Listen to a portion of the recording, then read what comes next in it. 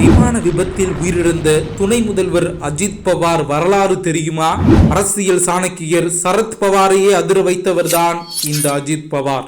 2023 நடந்த சம்பவம் ஒரு ரீவைண்ட். கடந்த 2023 மகாராஷ்டிரா அரசியலில் யாருமே செய்யாத ஒரு விஷயத்தை அஜித் பவார் செய்து காட்டினார். தனது மாமா சரத் பவாருக்கு எதிராக அவர் போர்க்கொடி தூக்கினார்.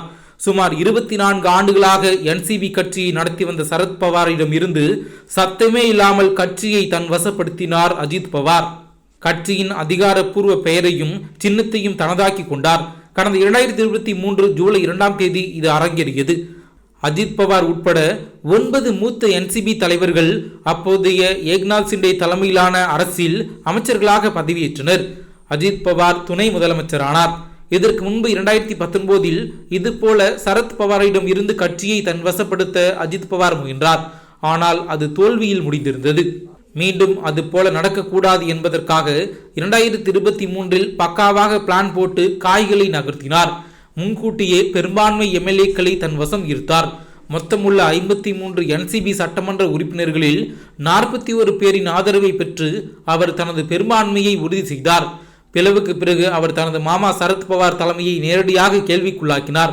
சரத் பவாருக்கு வயதாகிவிட்டது என்பதை சுட்டிக்காட்டி நீங்கள் எப்போது நிறுத்தப் போகிறீர்கள் என்ற கேள்வியை எழுப்பினார்.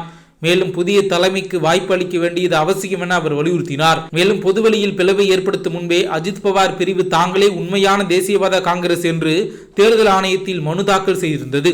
அதைத் தொடர்ந்து பொதுவெளியில் பிளவு நடந்தது. அதன் பிறகு தேர்தல் ஆணையம் பெரும்பான்மை அஜித் பவார் வசம் இருப்பதால் 2024 பிப்ரவரியில் அஜித் பவாரின் பிரிவை உண்மையான தேசியவாத காங்கிரஸ் கட்சியாக அதிகாரப்பூர்வமாக அங்கீகரித்தது. இதன் காரணமாக கட்சியின் பெயரும் அதன் கடிகாரம் சின்னமும் அவருக்கே வழங்கப்பட்டது. மகாராஷ்டிரா சபாநாயகர் ராகுல் நார்வேகரும் அதே பிப்ரவரியில் அஜித் பவாரின் சட்டமன்ற பலத்தை சுட்டிக்காட்டி அதிகாரப்பூர்வ தேசியவாத காங்கிரஸ் என அறிவித்தார். இருப்பினும் 2024 லோக்சபா தேர்தல்களில் அஜித் பவாருக்கு அதிர்ச்சி காத்திருந்தது. அந்த தேர்தலில் சரத் பவாரின் பிரிவு 8 இடங்களை கைப்பற்றியது. ஆனால் அஜித் பவார் பிரிவுக்கு ஒரு இடம் மட்டுமே கிடைத்தது.